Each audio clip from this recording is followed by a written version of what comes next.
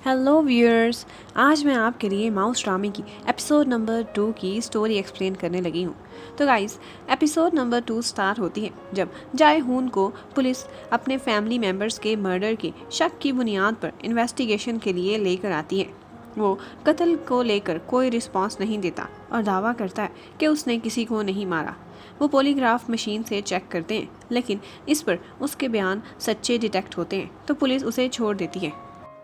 वो बाहर आता है तो दूर खड़ा एक क्रॉस को देखकर सोचता है कि गॉड ने कभी मेरे सवालों का जवाब नहीं दिया। और फिर पीछे बैकग्राउंड में जाए हून की आवाज़ आती है कि आखिर में मैं एक मर्डरर बन गया। वो कहता है कि पहला कत्ल करना मुश्किल था, लेकिन फिर आगे सब आसान होता गया। फिर हमें दिखाते हैं कि हेड हंटर के अरेस्ट के 25 साल बाद एक आदमी के जलाकर मारने की खबर आती है। वो आदमी एक बॉक्सिंग ट्रेनर था और उसे उसके जिम में कत्ल किया गया था। इस ड्रामे में जाए हून एक औरत को कत्ल करते हुए कुछ इस तरह से अपना इंट्रोडक्शन कराता है कि वो उन 1% साइकोपैथ्स में से है जो शेर की तरह जानवरों की बजाय इंसानों का शिकार करते हैं। जाए हून खुद को एक शिकारी कहता है और कहता है कि मैं ऐसा ही पैदा हुआ हूँ। फिर हम देखते हैं कि मूची अब बड़ा हो गया है और वो बड़ा होकर एक डिटेक्टिव बना है। हम देखते हैं कि वो एक क्रिमिनल को पीछा करके उसे पकड़ता है। वो खुद ही कानून हाथ में लेकर उसे मौके पर ही सज़ा देना चाहता था, क्योंकि उसका ख्याल था कि ऐसे कातिल कानून से बच जाते हैं, लेकिन फिर वो ट्रिगर दबाने की हिम्मत नहीं जुटा पाता। फिर वो इस क्रिमिनल को कुछ ऐसी बातें करता है जेल के बारे में कि तुम्हारी ज़िंदगी अब मौत से भी बदतर होगी, और उसको इतना साइकोलॉजिकल प्रेशर देता है कि वो जेल से बेहतर कूद कर अपनी जान देना पसंद करता है और ख़ुद को मार डालता है।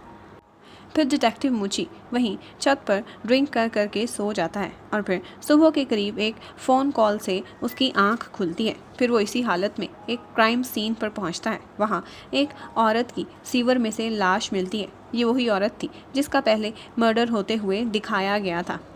उसकी दरमियानी उंगली को मोड़कर उल्टा कर दिया गया था। वहाँ दूसरा डिटेक्टिव कांग की जब मूची को टून हालत में इन्वेस्टिगेशन के लिए क्राइम सीन पर देखता है तो वो गुस्से में एक और आदमी को उसे वहाँ से ले जाने को कहता है, जबकि मूची वहाँ से जाने की बजाय एक और कारनामा सरंजाम दे देता है। सीधा रिपोर्टर्स के पास जाकर लाइव रिपोर्टिंग में ये बयान देता है कि उस औरत का मर्डर भी उसी ने ही किया है जिसने पहले बॉक्सिंग ट्रेनर को जलाकर मारा था।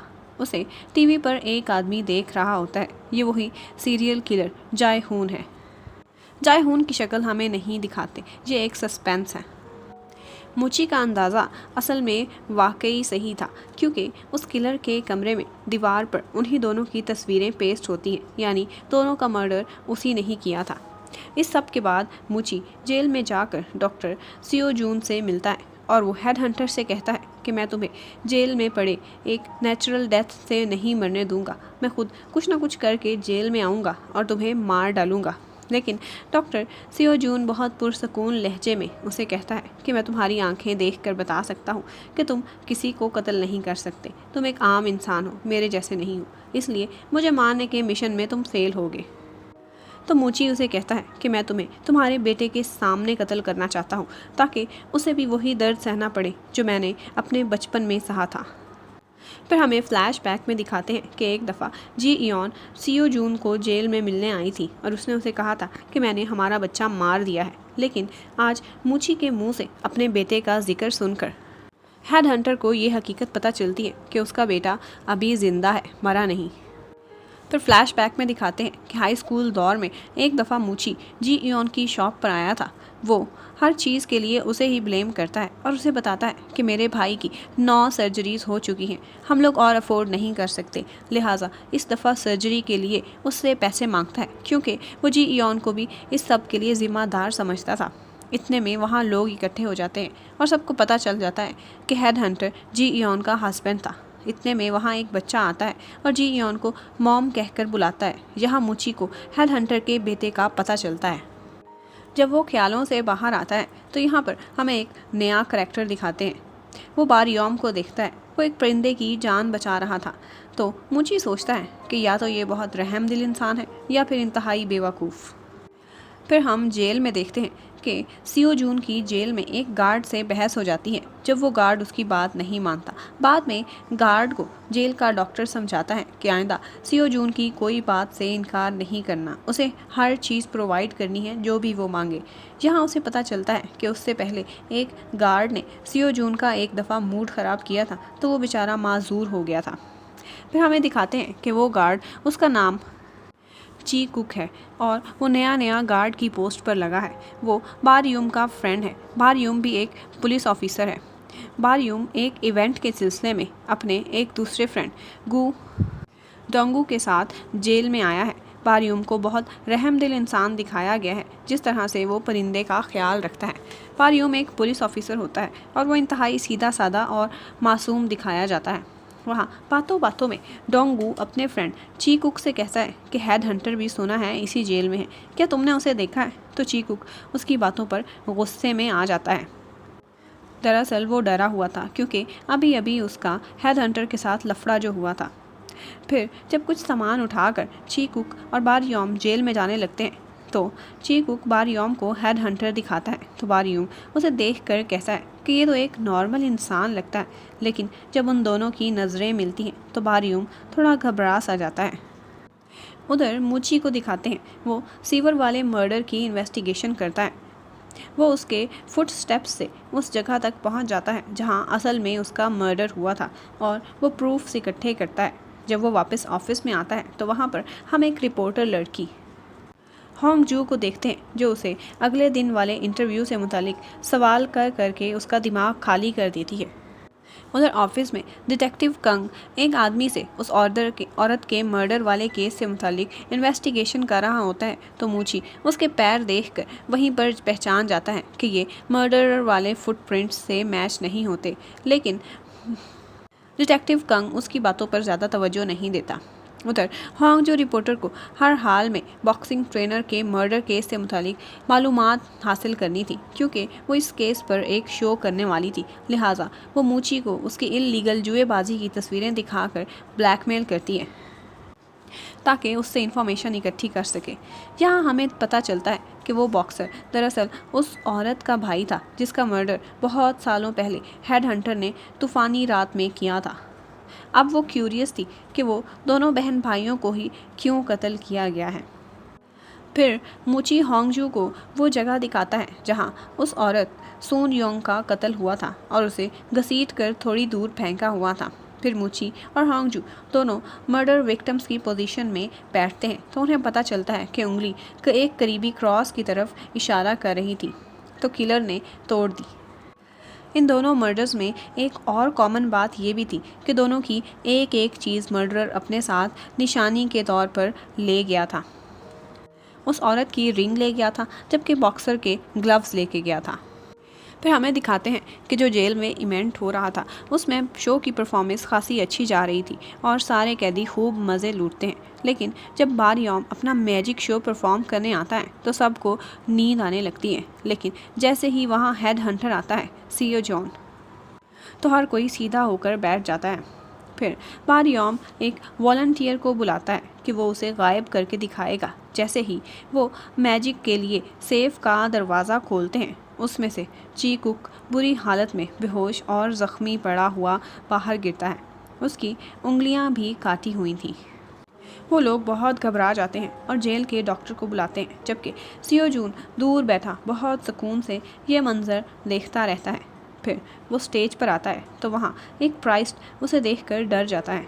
वो प्राइस्ट दरअसल मूव ऑन होता है, मूची का बड़ा भाई।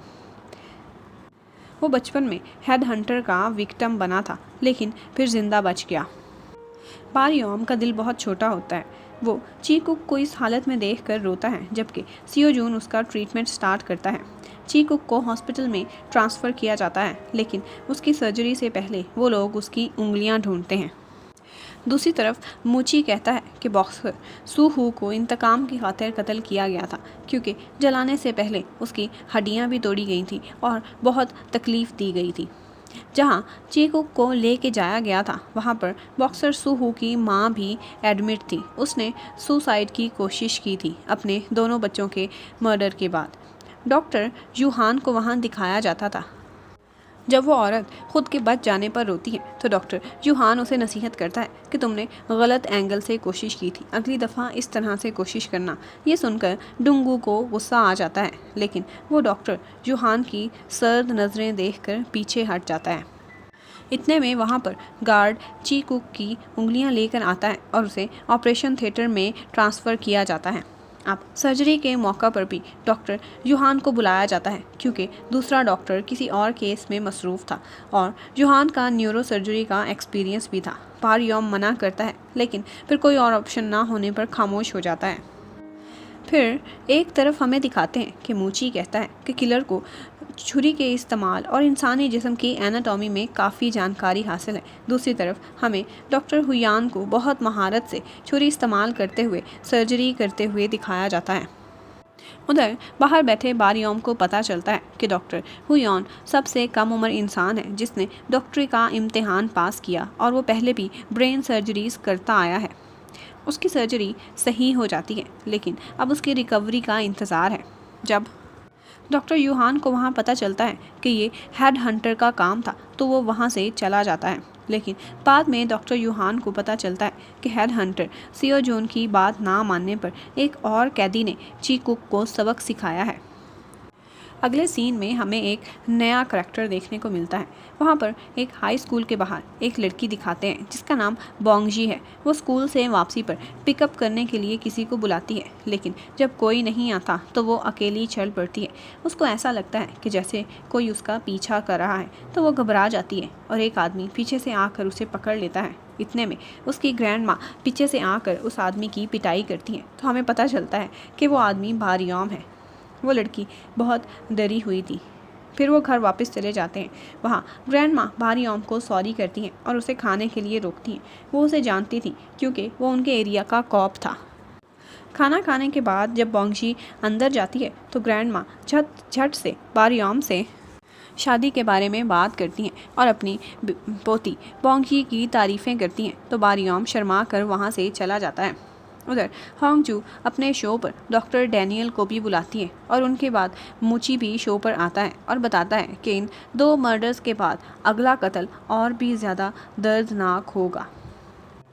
मूची एक बार फिर से बिल्कुल सही कह रहा था, क्योंकि इस बार एक होमलेस शख्स की लाश मिलती है जिसकी उंगलियां भी उसी तरीके से मरोड़ दी गई थी क्रॉस की तरफ, यानी कि ये भी उसी सीरियल किलर का कारनामा था। फिर उस किलर का कमरा दिखाते हैं जिसमें जायहून की आवाज़ सुनाई देती है कि मैं अगले शिकार की तलाश में हूँ, लेकिन उसकी शक्ल नहीं दिखाते। उधर ग्रैंड माँ बोंगजी को बारियोन से शादी के लिए मनाने की कोशिश करती है, लेकिन वो चिढ़ के बाहर चली जाती है। बाहर बारियोम खड़ा होता है। वो उसे एक पेपर देकर कहता है कि अपने स्कूल में स्टूडेंट से पूछगछ करो, शायद किसी को इस केस के बारे में कुछ पता हो। वो किसी ऐसे शख्स की तलाश में था जो शहर की सड़कों पर बिल्लियों का बेदर्दी से मर्डर कर दिया करता था। बाद में बोंगजी एक स्टोर पर एक खबर देखती है कि कोई क्रिमिनल 1 माह के बाद छूटने वाला है, तो वो बहुत डर जाती है और उसे याद आता है कि जब वो छोटी सी थी तो यही आदमी को पुलिस ने पकड़ा हुआ था और वो बोंगजी से बदला लेने की कसम खाता है। फिर एक दिन डॉक्टर यूहान को सियो जोन से मिलने को कहा जाता है, तो वो मिलने जाता है। हेड हंटर उसे कहता है कि मैं देखना चाहता था कि मेरा बेटा कितना बड़ा हो चुका होगा, तो डॉक्टर यूहान बिना किसी एक्सप्रेशन के उसे देखता रहता है। उधर मूची को एक और लाश की खबर मिलती है। वो क्राइम सीन पर जाता है। वहाँ ग्रीन हाउस में एक लड़की की डेड बॉडी लटक रही होती है। उसने पिछले सारे विक्टिम्स की एक एक निशानी पहनी हुई होती है, यानी किलर ने अपना वाज़ेह क्लू दिया हुआ था। साथ ही साथ उसने एक वॉच भी पहनी होती है। मूची को नहीं पता होता कि ये वॉच किसकी है, लेकिन हमें फ़ोटो में दिखा देते हैं कि वो वॉच ची कुक की है, यानी ची कुक पर भी उसी किलर ने हमला किया था, जायहून ने। फिर जब मूची ऊपर की तरफ देखता है तो उसके लिए एक मैसेज लिखा होता है। सीरियल किलर जायहून उसे कहता है कि मूची तुम बहुत अच्छा काम कर रहे हो, लिहाजा ये गिफ्ट है मेरी तरफ से। फिर अगले सीन में हम हॉस्पिटल में खड़े बारियोम को और डॉक्टर यूहान को देखते हैं और वो दोनों वही नए वाले मर्डर की न्यूज़ देख रहे होते हैं। इतने में बैकग्राउंड में जायहून की आवाज़ आती है कि मेरी मामा ने बताया था कि मेरी वाली मॉन्स्टर जीन एक और बच्चे में भी डिटेक्ट हुई थी। क्या वो बच्चा भी मेरी तरह शिकारी बना है या एक नॉर्मल इंसान? अब हमें शक गुजरता है कि वो किलर जायहून बड़ा होकर इन्हीं दोनों में से कोई एक बना है, या तो बारियोम या फिर डॉक्टर यूहान। ये तो आगे चलकर ही पता चलेगा। यहीं पर ही ड्रामे की एपिसोड नंबर 2 ख़त्म हो जाती है।